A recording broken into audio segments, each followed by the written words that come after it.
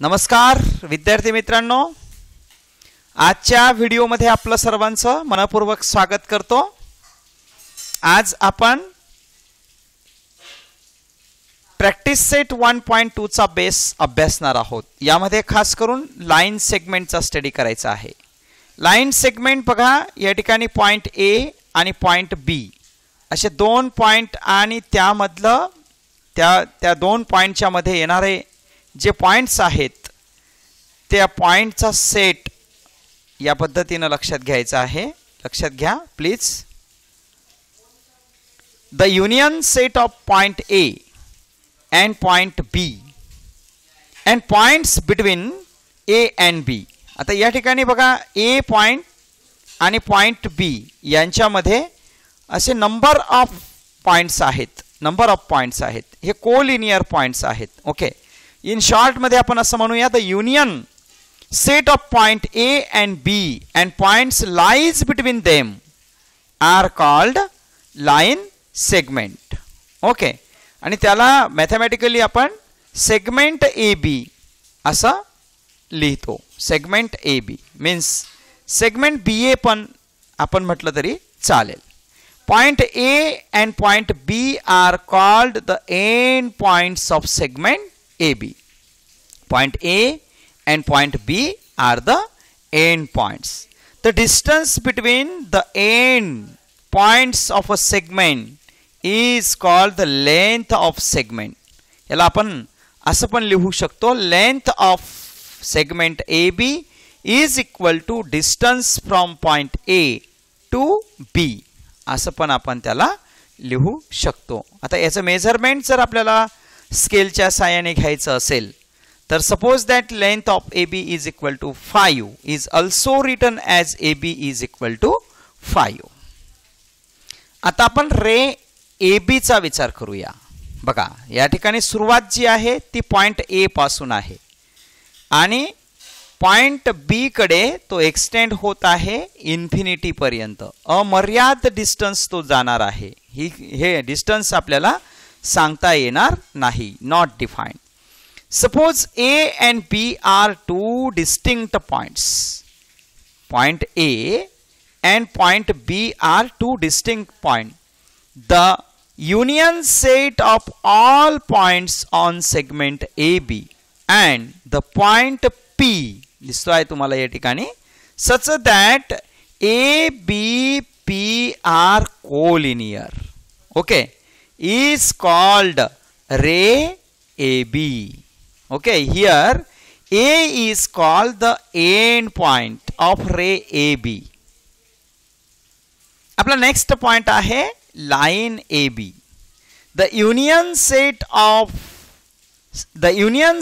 of points on ray AB and opposite ray of AB is called line AB। Suppose that आपण ह्या ठिकाणी एक point घेऊ। Okay, समजा आपण ह्या ठिकाणी एक पॉइंट घेतल्यानंतर समजा ह्या ठिकाणी आपण RHS ला एक्सटेंड होतो आहे। ओके, त्याच्याच अपोजिट रे जर आपण एक्सटेंड केला, ओके, या ठिकाणी समजा आपण ए पॉइंट घेतला आणि या ठिकाणी आपण बी पॉइंट घेतला तर याला आपण लाइन ए बी असं म्हणू शकतो किंवा लाइन बी ए पण म्हणू शकतो। Now next we can learn the point congruent segment.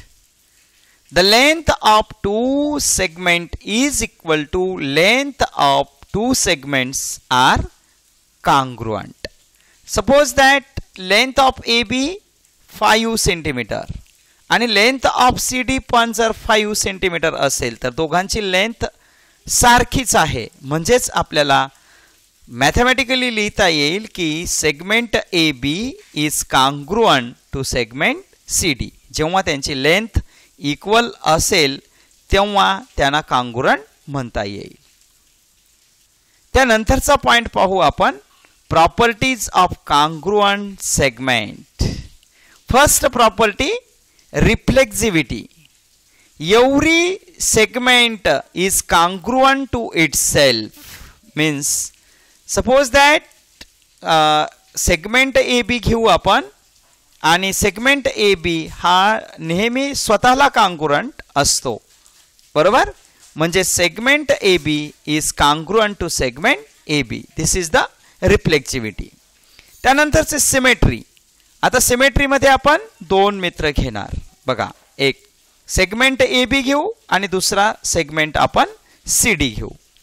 मग जर सेगमेंट ए बी 5 सेंटीमीटर असेल तर सेगमेंट सी डी सुद्धा 5 सेंटीमीटर असेल तर हे दोन्ही सेगमेंट काँग्रुअंट आहेत, बरोबर.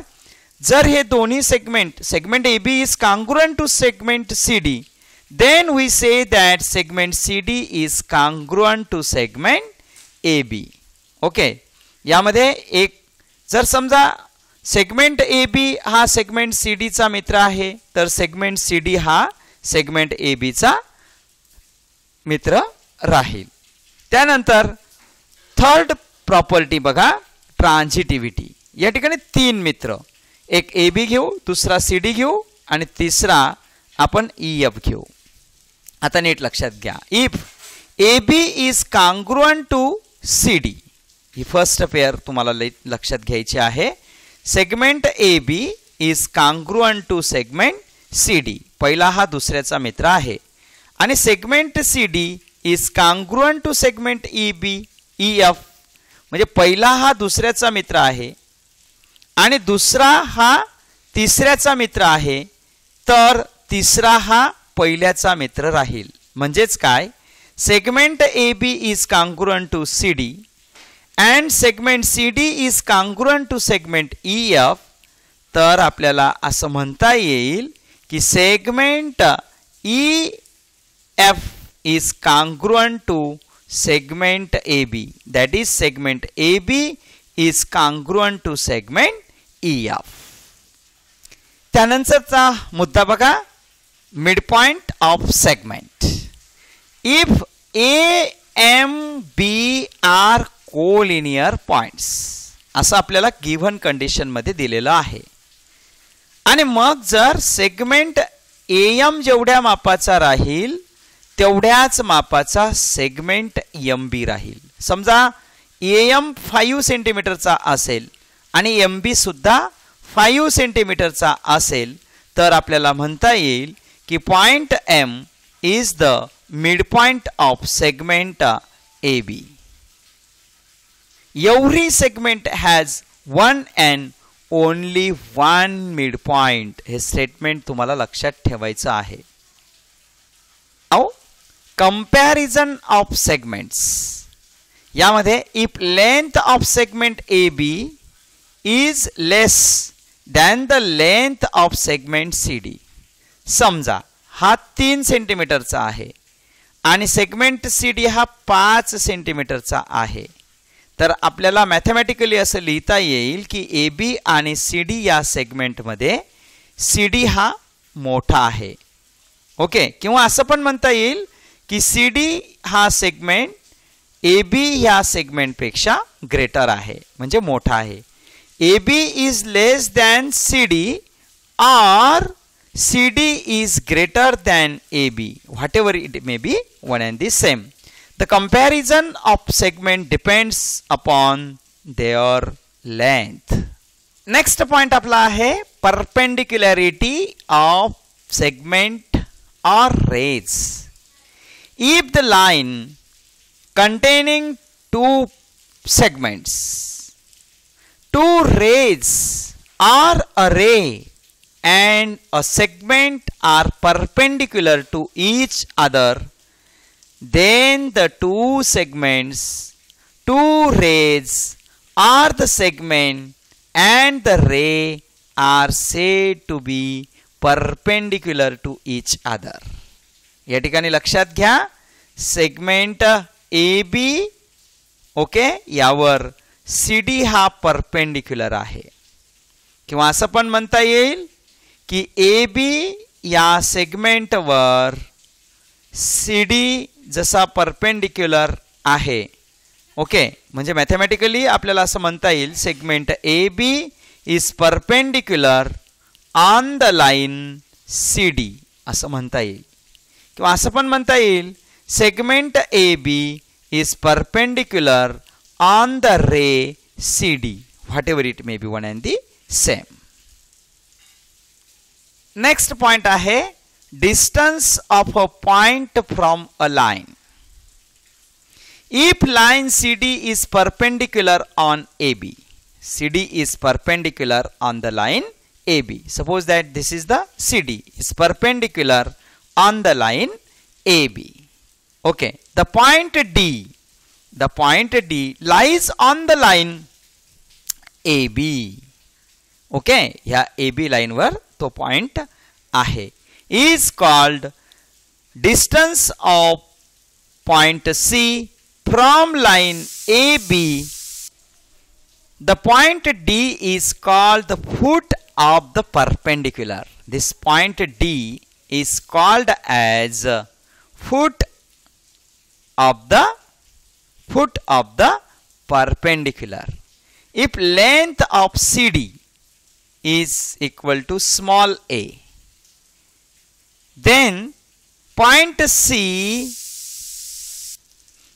is at a distance of a from the line AB. आता आपण अतिशय महत्त्वाचा व्हेरी IMP थेरमचा स्टडी करणार आहोत. कोणता थेरम आहे? Very IMP. त्याची नोट डाऊन करून ठेवा. बेस ऑफ प्रॅक्टिस सेट 1.3 चा. या बेसला जर तुम्ही व्यवस्थितपणे समजून घेतला तर प्रॅक्टिस सेट 1.3 चे एक्झाम्पल्स तुम्ही स्वतः सोडवणार. The opposite angles formed by two intersecting lines are of equal measures. यावरून आपल्याला दोन इंटरसेक्टिंग लाईनची फिगर काढता येणार, यात काही शंका नाही. यावरून आपल्याला गिवन लिहिता यायला पाहिजे की काय दिलेलं आहे. Line AB and line CD intersect each other. Intersect each other at point O. Such that, सगळ्यात महत्त्वाचा मुद्दा लक्षात घ्या, such that AOB are collinear and COD are also collinear. आणि प्रूव्ह काय करून द्यायचं आहे आपल्याला? या ठिकाणी दोन गोष्टी आपल्याला प्रूव्ह करून द्यायच्या आहेत. लक्षात घ्या. First, angle AOC is equal to angle BOD. आणि दुसरी गोष्ट आपल्याला प्रूव्ह करून द्यायची आहे या ठिकाणी, angle BOC is equal to angle AOD. आता बघा, AOC अँगल मी तुम्हाला फिगरमध्ये या ठिकाणी या पद्धतीनं ब्ल्यू कलरमध्ये दाखवलेला आहे. ओके, त्याचा अपोजिट अँगल BOD खालच्या बाजूला तुम्हाला दिसत आहे. हे दोन अँगल्स आपल्याला कांगुरण दाखवायचे आहेत. त्याच्यानंतर दुसरी पेअर आपल्याला दाखवता येईल, अँगल BOC म्हणजे हा ग्रीन कलरचा अँगल तुम्हाला दिसत आहे, याचा व्हर्टिकली अपोजिट अँगल आपल्याला AOD हे कांगुरण दाखवायचे आहेत. प्रूफ देताना आपण पहिला कन्सेप्ट या ठिकाणी अँगल्स इन अ लिनियर पेअरचा यूज करूया. मग बघा, फर्स्ट कन्सेप्ट नीट लक्षात घ्या मित्रांनो. Angle AOC plus angle AOD is equal to 180 degree. पहिला कन्सेप्ट आहे म्हणून पहिलं equation. Okay, angles in a linear pair. त्याचं रिझन द्यायचं. असं का लिहिलं आपण तर angles in a linear pair हे रिझन आपण या ठिकाणी देऊया. दुसरं बघा, दुसरा कन्सेप्टचा यूज करूया आपण या ठिकाणी. अँगल AOC आपण AOC ऐवजी AOD घेऊया. Angle AOD plus angle BOD is equal to 180 degree. ही सुद्धा लिनियर पेअर आहे, म्हणून याला इक्वेशन सेकंड आणि त्याचं रिझन पण देऊन टाकू आपण या ठिकाणी. तेच angles in a linear pair. Angles in a linear pair. Okay. आता दोन्ही इक्वेशनचा या ठिकाणी आपण विचार करूया की बघा, इक्वेशन 1 ची RHS आणि इक्वेशन 2 ची RHS या ठिकाणी सारखी आहे. RHS ऑफ फर्स्ट इक्वेशन 180 आहे, RHS ऑफ सेकंड इक्वेशन सुद्धा 180 आहे. म्हणजे RHS is equal to RHS, therefore we can write here LHS of first equation is equal to LHS of second equation. या दोन्ही इक्वेशन वरून आपण फ्रॉम इक्वेशन 1 and 2 असं म्हणूया या ठिकाणी. फ्रॉम इक्वेशन 1 and 2 काय करणार? LHS of first equation is equal to LHS of second equation. मग LHS ऑफ फर्स्ट इक्वेशन काय दिलेलं आहे बघा, angle AOC plus angle AOD. Equation सेकंडची LHS बघा, angle AOD plus angle BOD. In equation like terms get cancel. म्हणून ह्या ठिकाणी बघा, दोन्ही साईडला अँगल AOD आहे, अँगल AOD आहे. मग उरलेल्या ज्या टर्म्स आहेत आपण त्या ॲज इट इज लिहिणार. Angle AOC is equal to angle BOD. काय केलं आपण या ठिकाणी? जे केलं इलिमिनेट केलं, म्हणून इथे लिहिणार आपण इलिमिनेटिंग. जे इलिमिनेट केलं ते लिहा अँगल AOD. अँगल AOD ला इलिमिनेट केलं. अशाच पद्धतीनं सिमिलरली आपण काय करणार लक्षात घ्या. जे आपण या ठिकाणी जे आन्सर काढलं ह्याच आपण सिमिलरली म्हणूया. Similarly we can prove second pair. Okay. अँगल BOC is equal to angle AOD. Hence proved. Okay. या ठिकाणी लिहूया आपण hence proved.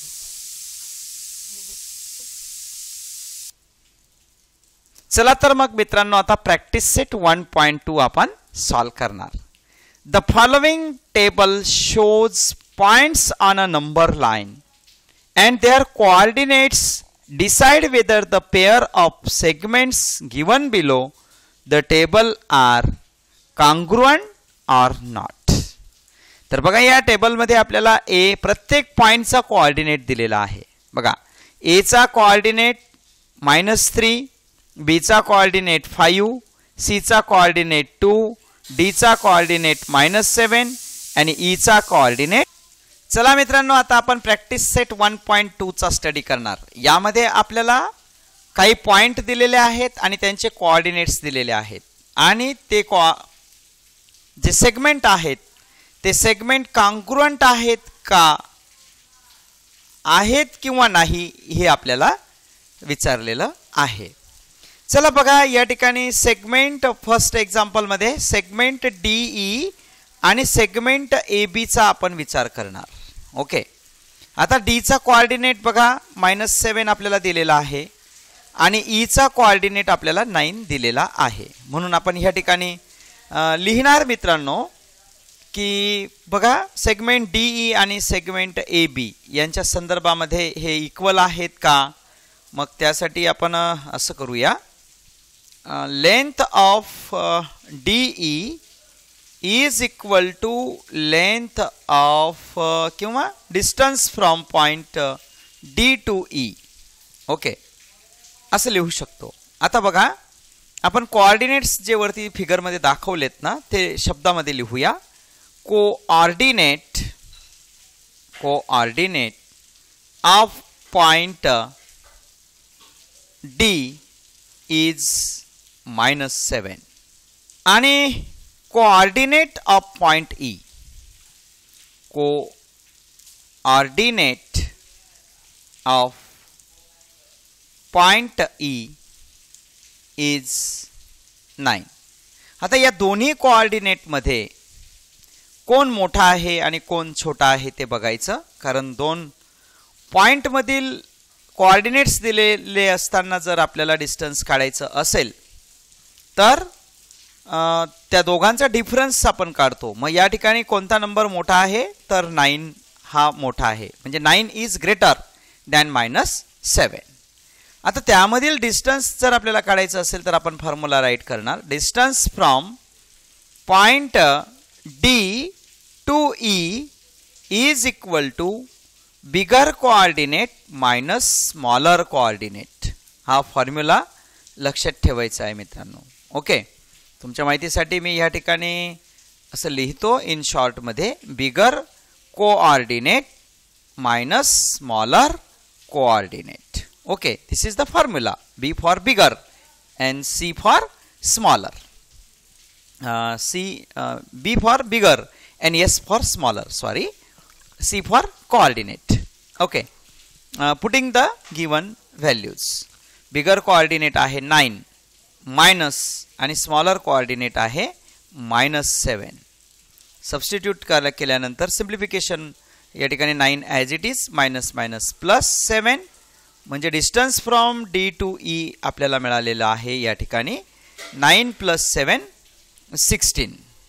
ओके, याच पद्धतीनं आपल्याला distance from point A to B find out करावं लागेल. बघूया बरं या ठिकाणी प्लीज आपण काय करूया, जे आन्सर काढलेलं आहे ते आपण या ठिकाणी सबस्टिट्यूट बॉक्समध्ये करूया. कसं काढलं आन्सर बघा. Distance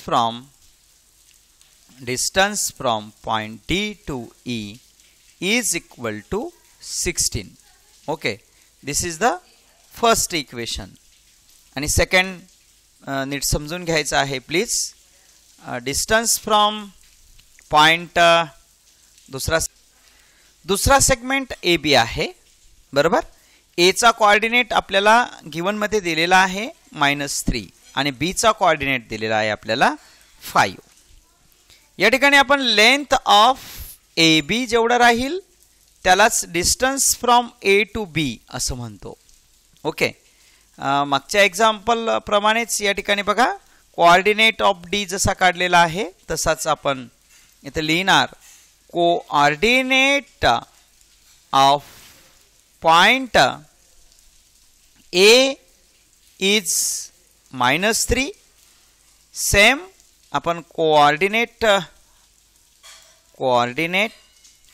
of point B is 5. Okay, हे बघा 5 दिलेला आहे, -3 दिलेला आहे. ओके, ते आपण पाहून लिहिलेलं आहे. ओके, नेक्स्ट या दोन्ही कोऑर्डिनेट्समध्ये कोण मोठा आहे आणि कोण छोटा आहे ठरवूया आपण आधी लिहून घेतलं की कोण मोठा आहे, तर दोघांमध्ये या ठिकाणी 5 हा मोठा आहे.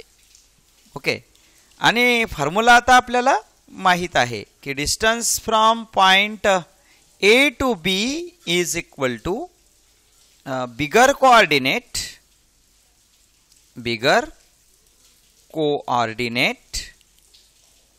Minus smaller coordinate.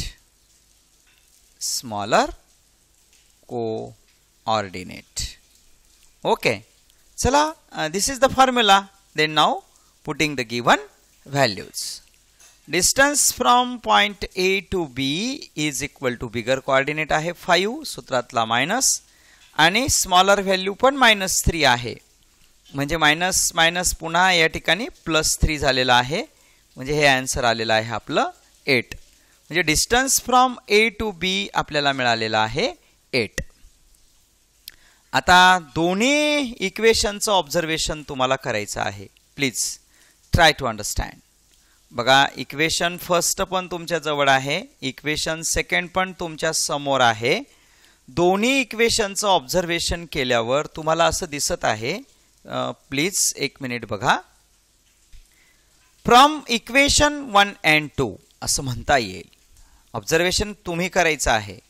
From equation फर्स्टला पण बघा अँड सेकंडला पण बघा. बघा दोघांची RHS जर तुम्ही पाहिली तर इक्वेशन सेकंडची RHS 8 आहे आणि इक्वेशन फर्स्टची RHS 16 आहे. म्हणजे RHSच इक्वल नाही आहे म्हणून LHS पण इक्वल येणार नाही. म्हणजेच distance from D to E is not equal to distance from point A to B. Okay, याला डिस्टन्सच्या फॉर्मॅटमध्ये आपण असं मांडू शकतो. आणि लेंथमध्ये जर आपल्याला बोलायचं असेल तर आपण असं म्हणू शकतो length of DE is not equal to length of AB. Okay, finally आपण आन्सर कसं लिहिणार मित्रांनो. या ठिकाणी सेगमेंट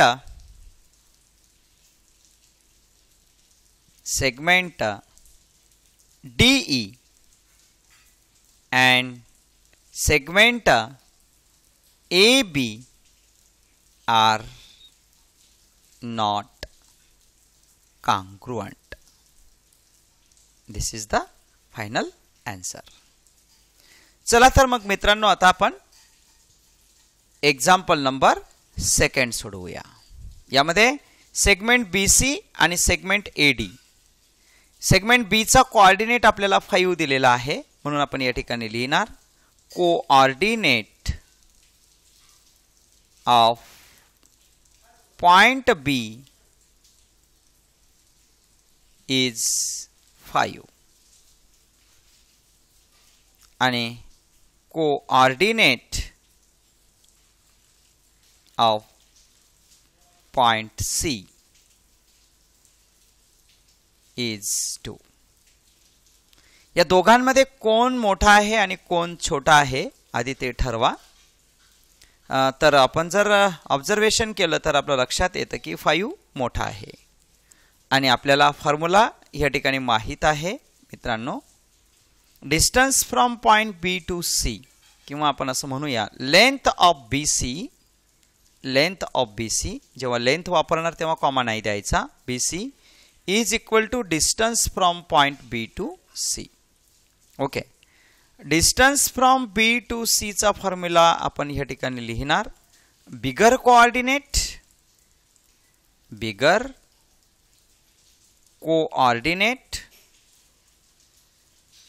मायनस स्मॉलर कोऑर्डिनेट.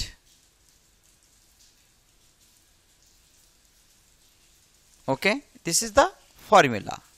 जर हा फॉर्म्युला आहे तर मग आपण putting the given values substitute करूया.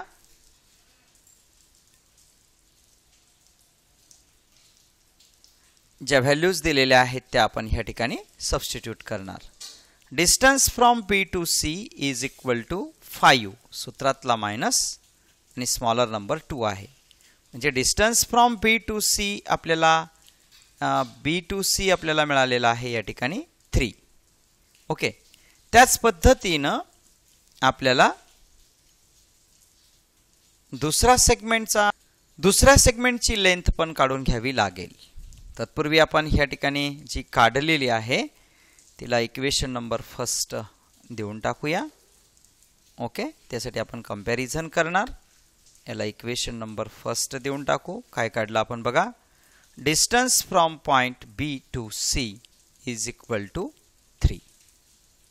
आता दुसरा सेगमेंट आहे आपल्याकडे सेगमेंट AD आणि त्याचे कोऑर्डिनेट्स पण आपल्याला माहित आहेत म्हणून लिहिणार आपण coordinate of point A is -3.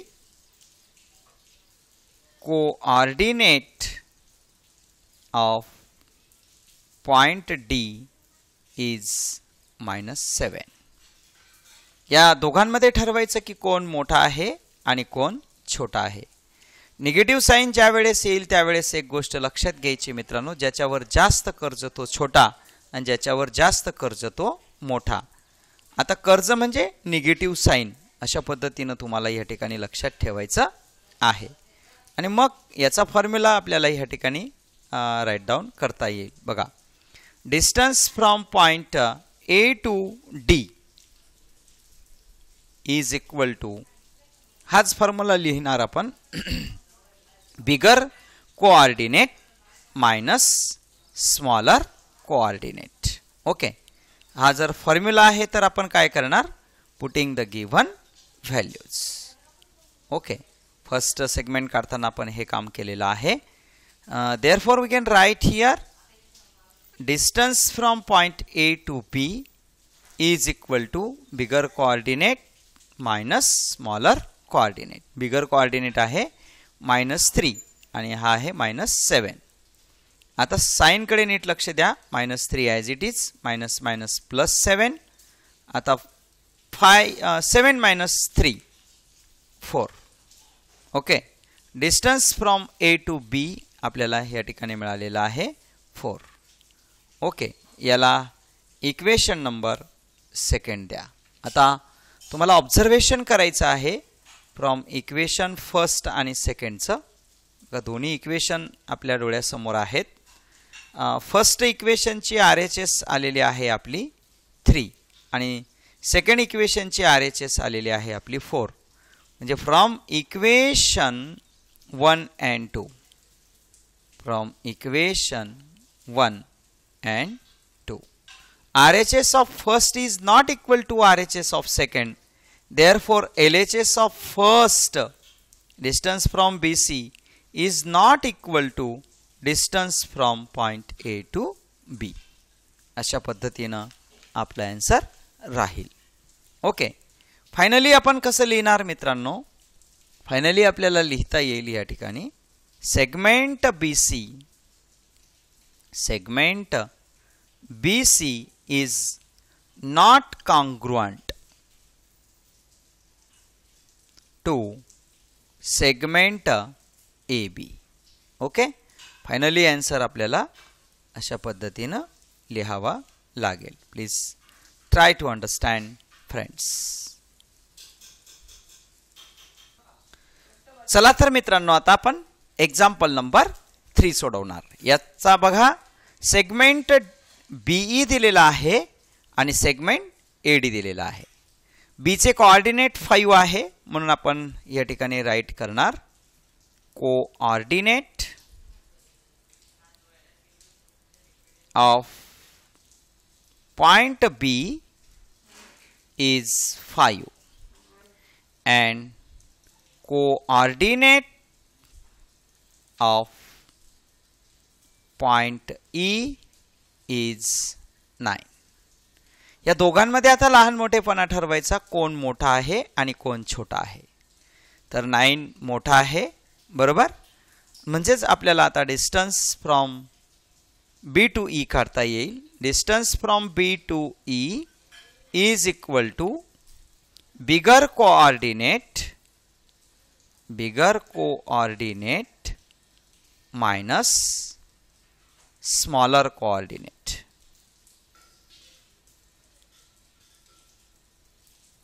या फॉर्म्युल्यामध्ये आपण किमती सबस्टिट्यूट करूया. चला, या ठिकाणी बघा, बिगर कोऑर्डिनेट आपल्याला दिलेला आहे. बिगर आणि स्मॉलर आपण फाइंड आउट केलेला आहे. ओके, म्हणजे distance from point B to E is equal to 9 minus 5. That is distance from B to E is equal to आपल्याला मिळेल या ठिकाणी 4. याला इक्वेशन नंबर आपण फर्स्ट देऊन टाकूया. ओके, चला, याला इक्वेशन नंबर फर्स्ट देऊन टाकूया. प्लीज याला इक्वेशन नंबर फर्स्ट देऊन टाकू. याच पद्धतीनं आपण आपल्याला सेगमेंट AD दिलेला आहे. सेगमेंट AD चा या ठिकाणी कोऑर्डिनेट्स आपण लिहून घेऊया. Coordinates of point A is -3. Single आहे म्हणून प्लुरल नका घेऊ, कोऑर्डिनेटच घ्या. Coordinate of point D is -7. आता या दोघांमध्ये लहान मोठेपणा ठरवा, कोण छोटा आहे आणि कोण मोठा आहे. तर ज्याच्यावर जास्त कर्ज तो छोटा, ज्याच्यावर कमी कर्ज तो मोठा. म्हणजे या ठिकाणी -3 हा मोठा राहील. मग चला पुन्हा फॉर्म्युला राईट डाऊन करूया. Distance from point A to D is equal to bigger coordinate minus smaller coordinate. Okay. जर हा फॉर्म्युला आहे तर आपण फॉर्म्युल्यामध्ये पुटिंग द गिव्हन व्हॅल्यूज सगळ्या व्हॅल्यूज आहेत आपल्याकडे. Distance from A to D is equal to bigger number minus smaller number. आता बिगर नंबर आहे -3, स्मॉलर नंबर आहे -7. -3 मायनस मायनस प्लस, या ठिकाणी ही व्हॅल्यू आलेली आहे. Distance from A to D आलेली आहे 4.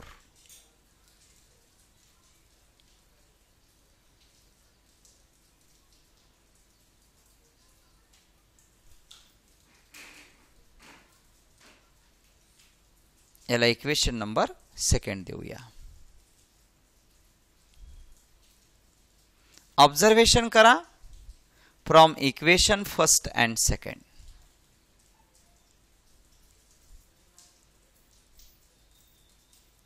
आता बघा, इक्वेशन 1 ची RHS आपल्याला या ठिकाणी 4 दिलेली आहे, म्हणजे 4 काढलेली आहे आपण ॲक्च्युअली.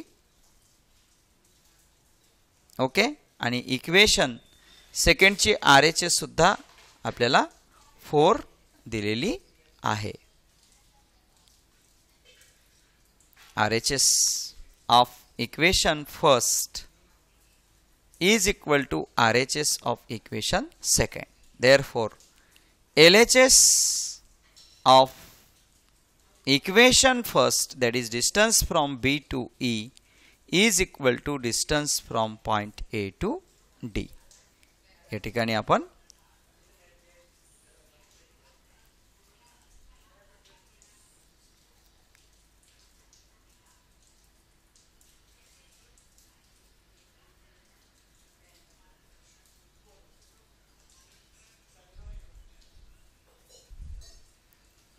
फायनली आन्सर आपण लिहिणार मित्रांनो. सेगमेंट BE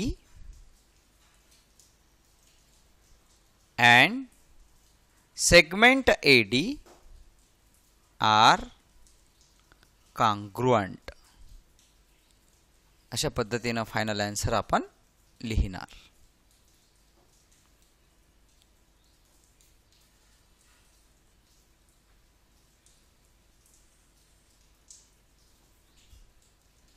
चला तर मग मित्रांनो आता आपण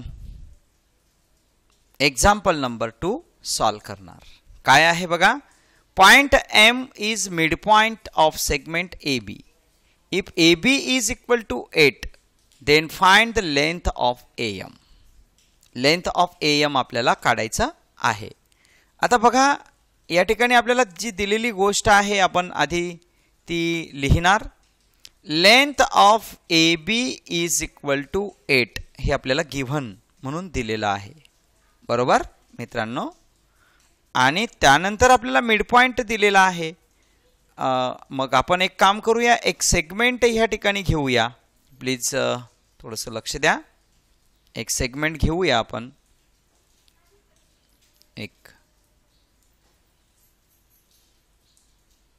एक सेगमेंट घेतो मी या ठिकाणी. समजा हा सेगमेंट घेतला आपण. एक सेगमेंट घेतला, त्याला AB घेऊ आपण. AB सेगमेंट घेऊ. M is the mid point. M हा मिड पॉइंट आपल्याला दिलेला आहे. आणि यावरून गिवन वरून आपल्याला M हा मिड पॉइंट दिलेला आहे. यावरून असं लिहिता येईल की length of AM is equal to half times length of AB. कारण गिवन मध्ये दिलेला आहे की आपल्याला पॉइंट M हा मिड पॉइंट आहे. म्हणजे मी M is the mid point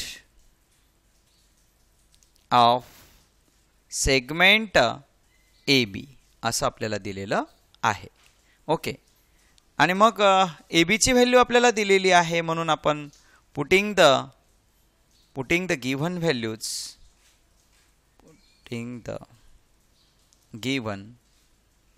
substitute करूया आपण values. Length of AM is equal to half, तर ॲज इट इज लिहिणार, आणि लेंथ ऑफ AB आपल्याला दिलेली आहे 8. ओके, सिम्प्लिफिकेशन करूया या ठिकाणी.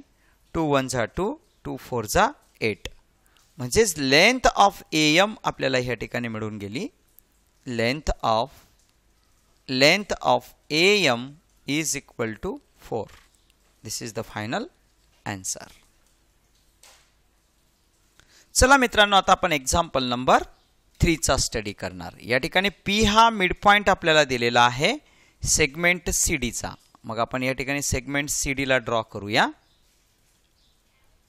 ओके, CD ला ड्रॉ करूया. आपण या ठिकाणी पॉइंट घेऊया C, फर्स्ट पॉइंट C आणि सेकंड पॉइंट D घेऊया. आणि यांचा P हा मिड पॉइंट आपल्याला दिलेला आहे. P is the mid point हे आपल्याला दिलेलं आहे. आणि if CP is equal to 2.5, जर CP 2.5 आहे तर PD सुद्धा 2.5 राहील, कारण आपल्याला मिड पॉइंट P दिलेला आहे. म्हणून आपण या ठिकाणी मॅथमॅटिकली असं मांडूया की length of CP is equal to 2.5 हे दिलेलं आहे. बरोबर, आणि जर हे दिलेलं आहे तर मग यावरून आपल्याला फॉर्म्युला आता जस्ट आपण मांडला 2 नंबरच्या एक्झाम्पलमध्ये की length of CP is equal to half times length of CD. बरोबर, दिस इज द फॉर्म्युला. मग जर हा फॉर्म्युला आहे तर मग पुटिंग द गिव्हन व्हॅल्यूज. चला आपण ह्या ठिकाणी व्हॅल्यूज टाकूया. Putting the given values.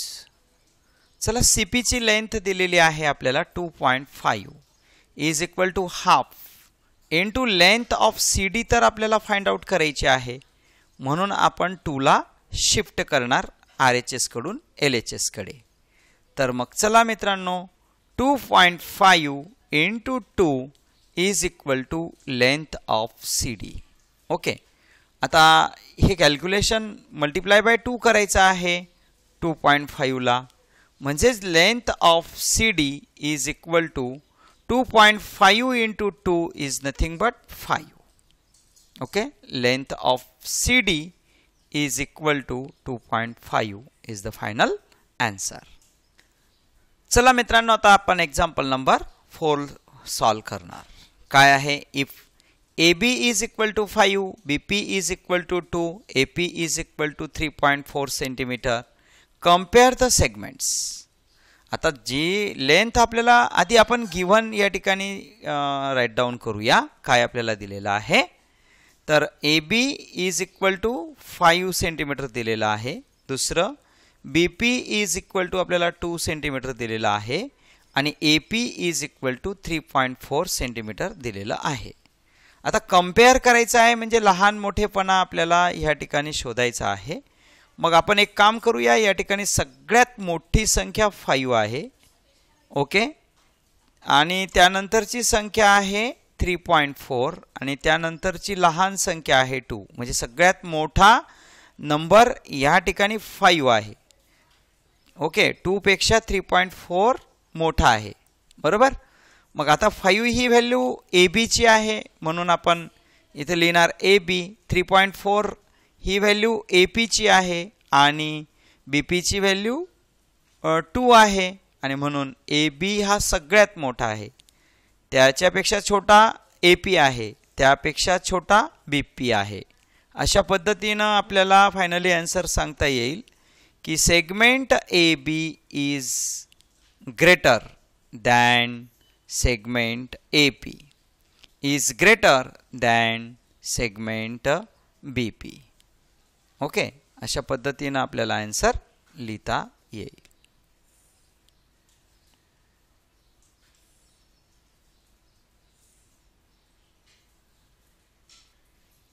आता मित्रांनो आपण एक्झाम्पल नंबर 5 चा स्टडी करणार. यामध्ये आपल्याला एक फिगर दिलेली आहे. Write the answers to the following questions with reference to figure 1.13. Write the name of the opposite ray of ray RP. RP चे अपोजिट रेज आपल्याला या ठिकाणी लिहायचे आहेत. बघा तुमच्या डोळ्यासमोर या ठिकाणी फिगर आहे मित्रांनो. फिगरचा नीट ऑब्झर्वेशन करा. बघा या ठिकाणी मी तुम्हाला प्रश्न पण दिलेला आहे. आता बघा RP हा रे फिगरमध्ये बघायचा आहे. RP हा रे बघायचा आहे. प्लीज मी तुम्हाला या ठिकाणी दाखवतो. R पासून P कडे असा रे जातो आहे. अशा पद्धतीनं P कडे जातो आहे.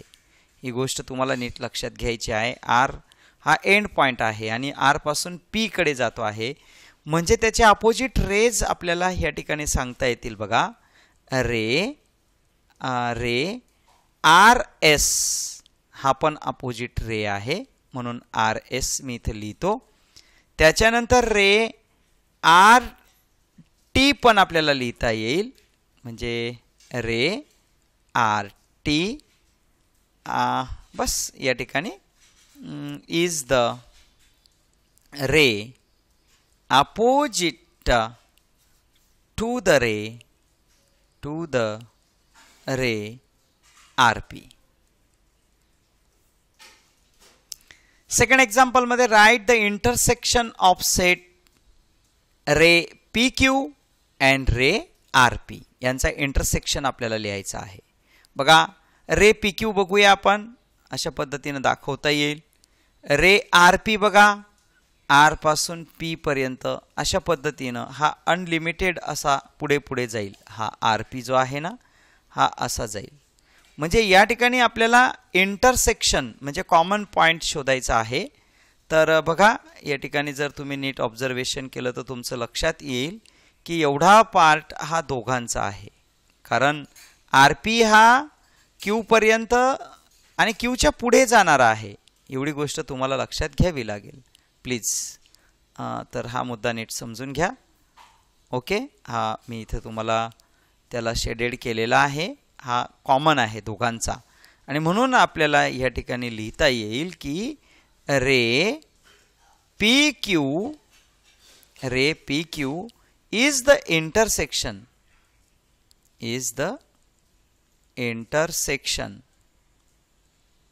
ऑफ इंटरसेक्शन सेट म्हणूया आपण. सेट म्हटलेला आहे तर आपण पण सेट म्हणूया. Okay. Intersection set of ray PQ. Set of ray PQ and ray RP. Okay. व्यवस्थित लिहा त्याला.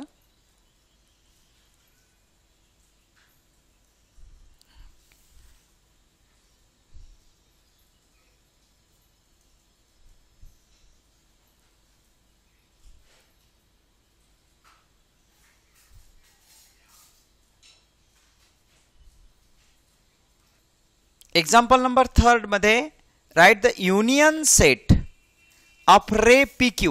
P पासून Q कडे आणि रे QR. Q पासून R कडे अशा पद्धतीने. म्हणजे या ठिकाणी आपल्याला लिहिता येईल की लाइन PQ और असं पण म्हणता येईल लाइन QR. लाइन PQ पण म्हणता येईल आणि लाइन QR सुद्धा म्हणता येईल. Please try to understand. QR सुद्धा म्हणता येईल. Union. Okay. Is the union set. Is the union set of ray PQ and ray QR. 4 नंबरच्या एक्झाम्पल मध्ये state rays of which segment QR is subset. QR state the rays of which segment QR हा subset आहे. Simple. फार छान example आहे हे.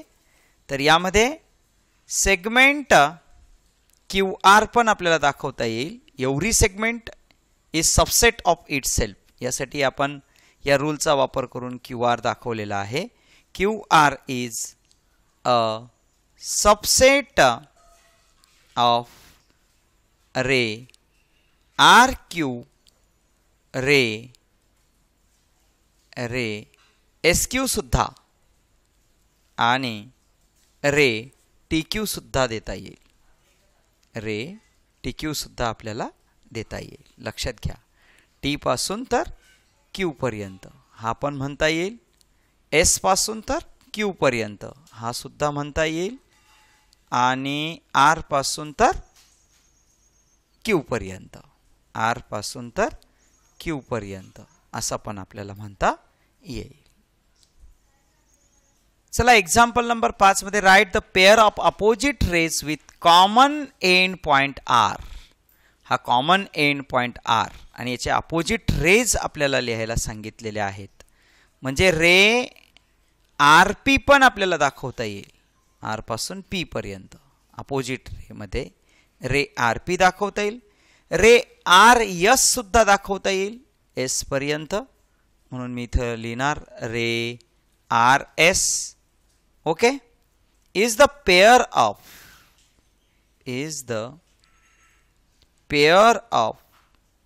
opposite rays with common end point R. Now we can solve the example number 6, my dear friends. Write any two rays with common end point S. This is the common end point. Okay, S is the common end point. याला लक्षात घ्यायचं आहे. Okay, 6 number मध्ये म्हणजे रे SR S पासून तर R पर्यंत दाखवता येईल, रे S पासून तर T पर्यंत प्लीज.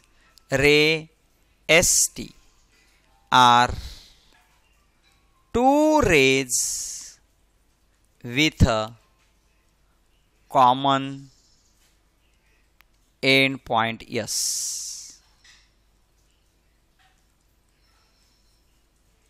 आता आपण 7 नंबरचं एक्झाम्पल सोडवणार मित्रांनो. Write the intersection of ray SP, S पासून तर P पर्यंत. ओके, आणि रे ST असा. नीट लक्षात घ्या, हा S कॉमन आहे दोन्हीकडे. दोन वेगवेगळे मुद्दाम दाखवलेले आहेत आणि यांचा इंटरसेक्शन ऑफ रे दाखवायचा आहे. म्हणजे the intersection of ray SP and ST असं लिहिणार आपण. प्रश्नामधूनच वाक्य उचलणार. The intersection of ray SP and ST. The intersection of ray SP and ray ST is point S. Okay, हा जो पॉइंट आहे हा कॉमन पॉइंट इंटरसेक्शन राहील. ओके, चला तर मित्रांनो आता आपण एक्झाम्पल नंबर 6 सोडवणार. या ठिकाणी answer the question with the help of figure आपल्याला दिलेली आहे. त्या ठिकाणी त्यांचे कोऑर्डिनेट्स पण दिलेले आहेत आणि पहिला सब क्वेश्चन सांगितलेला आहे की state the points which are equidistant from point B. आता बघा या ठिकाणी नंबर लाईनवर या ठिकाणी B पॉइंट तुम्हाला दिलेला आहे. या B पॉइंट पासून इक्विडिस्टन्सवर कोण कोण आहे.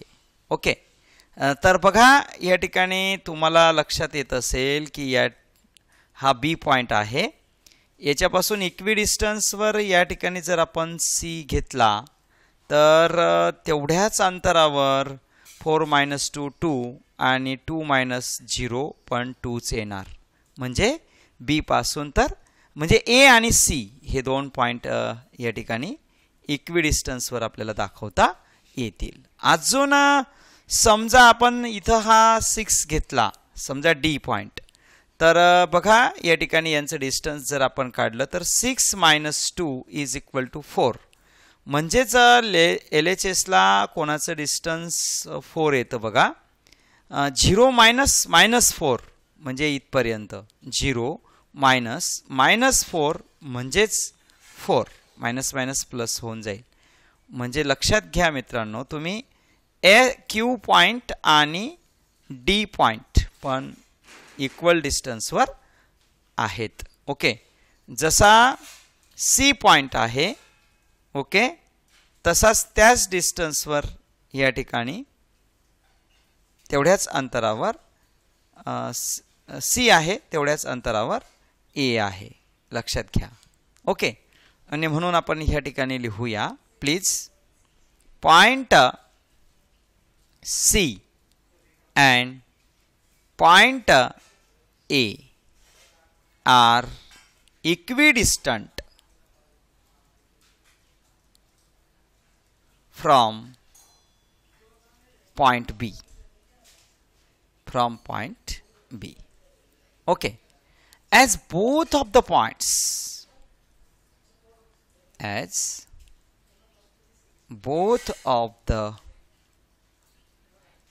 points are at a distance of 2 units from B. स्पष्टपणे या ठिकाणी तुम्हाला जर अजून दॅट इज म्हणायचं असेल तर बघा, distance from point B to C जर घेतला आपण तर bigger coordinate 4 minus 2 is equal to 2. तसंच distance from B to A किंवा A to be, B to ए म्हणूया आपण बिगर कोऑर्डिनेट या ठिकाणी. बी टू ए मध्ये बघा प्लीज, तुम्हाला बिगर कोऑर्डिनेट इथं 2 आहे मायनस स्मॉलर कोऑर्डिनेट 0 आहे म्हणजे 2. अशा पद्धतीने पण आपल्याला त्याचं एक्सप्लेनेशन देता येईल. याच पद्धतीने एक्सप्लेनेशन आपल्याला डी पॉइंट आणि पी पॉइंटचं देता येईल. बरोबर, म्हणजे आपण ह्या ठिकाणी दुसरा एक पॉइंट दाखवून देऊ की point D and point P are equidistant, जसंच्या तसं लिहायचं आहे आपल्याला, वरचं लिहिलं तसं, from point B. Okay, as both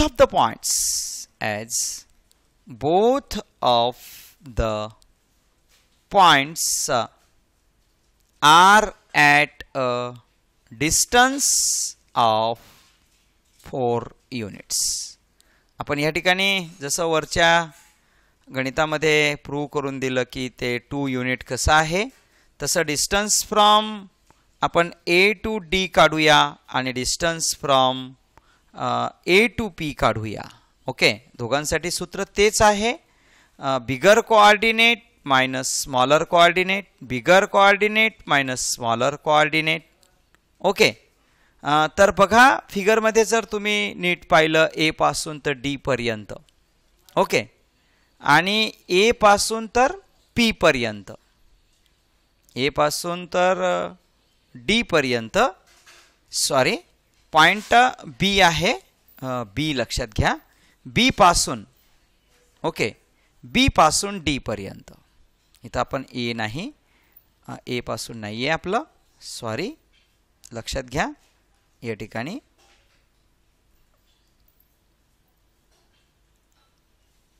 B point आहे, प्लीज बी आहे. ओके, आणि मोठा कोऑर्डिनेट तुम्हाला फिगरमध्ये दिसत आहे. बी आणि डीचा विचार करा. मोठा कोऑर्डिनेट आहे, बिगर कोऑर्डिनेट 6 आहे आणि बीचा कोऑर्डिनेट 2 आहे, स्मॉलर कोऑर्डिनेट, म्हणजे या ठिकाणी आन्सर आलं 4. आता बीचा कोऑर्डिनेट 2 आहे आणि पीचा कोऑर्डिनेट -2 आहे, -2 आहे. ओके, स्मॉलर कोऑर्डिनेट म्हणजेच 2 -2 इज इक्वल टू 4. ओके, अशा पद्धतीने आपण 4 युनिट प्रूव्ह करून देऊ शकतो. याच पद्धतीने आपण एक्झाम्पल नंबर 2 सोडवणार. ओके, या प्रश्नाला आपण सोडवायचं आहे. Right a pair of points equidistance from Q. आता बघा क्यू पॉइंट, तुम्ही याला लक्षात ठेवायचं आहे. याच्यापासून इक्वल डिस्टन्सवर कोण कोण आहे. तर बघा आपण जर या पॉइंटचा विचार केला एलचा आणि इथूनच या यूचा विचार केला तर यांचे जे डिस्टन्स आहे ते इक्वल आहे, म्हणून आपण या ठिकाणी लिहू शकतो की point L and point U, okay, is the pair of, इथं हे sentence as it is use करूया आपण, is the pair of points equidistant from point Q, okay, as both of the points are at a distance of 1 unit. Okay, तुम्हाला लिहायचं असेल तर मागच्या गणिताप्रमाणे आपण या ठिकाणी लिहू शकतो काय, as both of the points are at a distance of 1 unit from point Q. आपण या ठिकाणी दॅट इज मागच्या गणिताप्रमाणे दाखवू शकतो, distance from point Q to L आणि distance from point Q to U. Okay, bigger number minus smaller number is equal to bigger number minus smaller number. आता या ठिकाणी 1 युनिट दाखवायचं आहे. आता बघा मित्रांनो, या ठिकाणी जर दाखवायचं असेल तर बघा, हा 0 आहे, हा -1 -2 -3 -4 -5, 0 1 2 3 4 4 इथं आहे, हा आहे 5 6. ओके, आणि मग L आणि Qचं बघा, -3 -4. ओके, म्हणजे -3 + 4 is equal to 1. Same QS ला बघा, कर्ज Q वर कमी आहे, म्हणजे -4 -5, म्हणजेच -4 + 5 इज इक्वल टू 1 असं आपण दाखवू शकतो. अजून आपल्याला नंबर लाईनवर जर आपण ऑब्झर्वेशन केलं तर आपल्याला दाखवता येईल की point P and point R is the pair of points equidistant from point Q. Okay, यासारखं जर आपल्याला लिहायचं असेल तर आपण लिहू शकतो, as both of the points are at a distance of 2 units from point Q.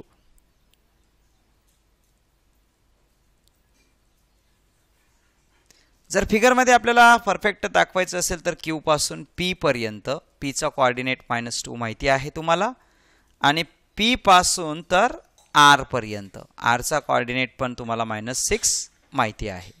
Okay, तर P चा कोऑर्डिनेट -2 आहे, Q चा -4 आहे आणि R चा -6 आहे.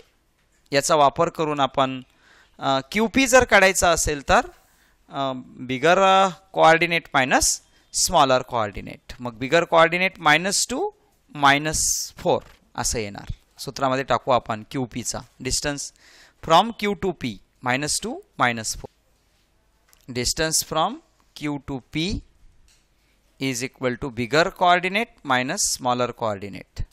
त्याचप्रमाणे distance from Q to R is equal to bigger coordinate minus smaller coordinate. इथं -2 आहे, इथं -4 आहे, म्हणजेच -2 +4 इज इक्वल टू 2 युनिट्स. आता QR चं पाहूया, Q आणि R चे कोऑर्डिनेट. ओके, Q चा कोऑर्डिनेट तर तुम्हाला माहित आहे, आता R चा बघून घेऊ. फिगरमध्ये चला बघा, Q चा कोऑर्डिनेट -4 आहे आणि R चा कोऑर्डिनेट -6 आहे, म्हणजेच -4 -6 असं करावं लागेल. -4 -6. ओके, -4 -6.